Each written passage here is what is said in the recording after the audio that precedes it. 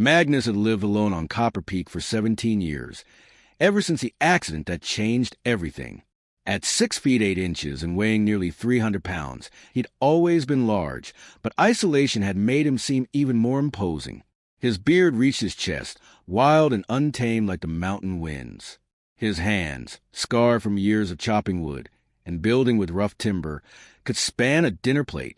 He rarely ventured down to the valley town of Cedar Falls, making the journey only when his supplies ran dangerously low. The townspeople whispered when they saw his massive frame ducking through doorways, his shoulders barely fitting through the entrance of Morrison's general store.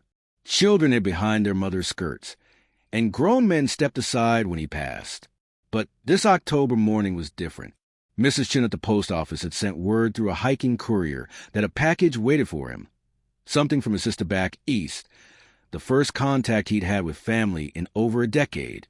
The curiosity gnawed at him until he finally strapped on his worn leather boots and began the 3-hour trek down the mountain trail.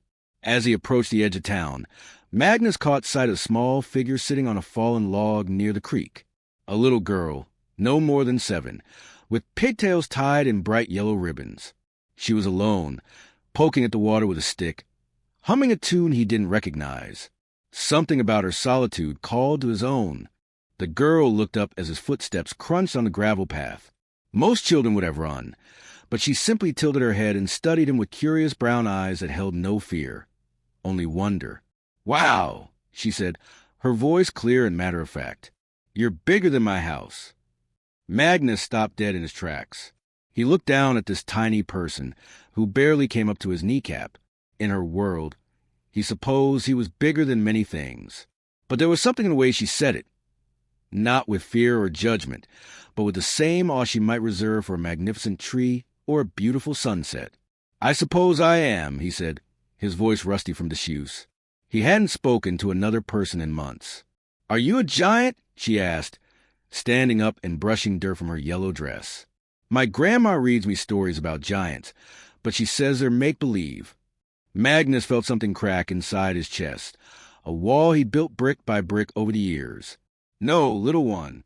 I'm just big." "What's your name?" "I'm Lucy."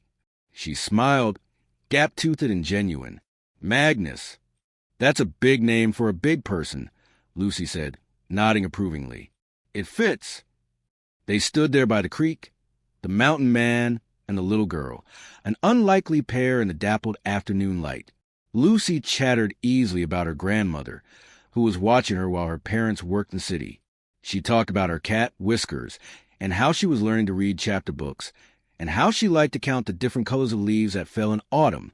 Magnus found himself sitting on a large boulder, bringing himself closer to her level, though he still towered above her. When was the last time someone had simply talked to him? When was the last time someone had seen him as more than a frightening oddity? "Why do you live up there?" Lucy asked, pointing toward the mountain peaks. "Don't you get lonely?" The question hit him like a physical blow. Lonely, the word he'd forbidden himself to think for 17 years. He'd told himself he preferred the solitude, that he was better off away from people who stared and whispered and made him feel like a monster. "Sometimes," he whispered, and the admission felt like confessing a terrible secret. Lucy studied his face with the serious expression children sometimes wear when they sense adult pain they don't fully understand. "You have sad eyes," she said, "like Whiskers when he's missing my mom." Magnus felt his throat tighten. This child, this innocent little soul, had seen through all his defenses with one honest observation. She didn't see a frightening giant or a hermit to be pitied. She saw a lonely man who needed kindness. "My grandma says everybody needs friends," Lucy continued. "Even big people.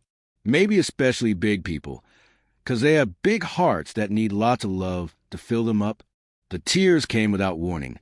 17 years of suppressed grief, loneliness, and shame pouring out all at once. Magnus buried his face in his massive hands, his shoulders shaking with sobs that seemed to come from the very core of his being. He cried for the life he'd lost, for the connections he'd severed, for all the years he'd spent believing he was too different, too much, too frightening to deserve human companionship. Lucy didn't run. Instead, She stepped closer and patted his knee with her small hand, the gesture both comforting and heartbreaking in its simple humanity. "It's okay to cry," she said softly. "Grandma says tears wash the hurt out of your heart." When Magnus finally looked up, his eyes red and raw, Lucy was still there, patient as a mountain stream. She reached into her pocket and pulled out a crumpled tissue, offering it to him solemnly. "Thank you," he managed, his voice thick with emotion. "Will you come have tea with me and Grandma?" Lucy asked. "She makes the best cookies, and she likes meeting new friends. She says you can tell a lot about a person by how they treat children and animals." Magnus looked toward the town, then back at this extraordinary little girl who had managed to crack open his carefully guarded heart with nothing more than honest observation and unconditional acceptance. For 17 years, he believed his size made him a monster. But Lucy saw something different. She saw a person worthy of friendship, worthy of love. "I'd like that very much," he said, standing and offering her his hand. Her tiny fingers wrapped around just one of his. But somehow, in that moment, Magnus felt less alone than he had in nearly 2 decades.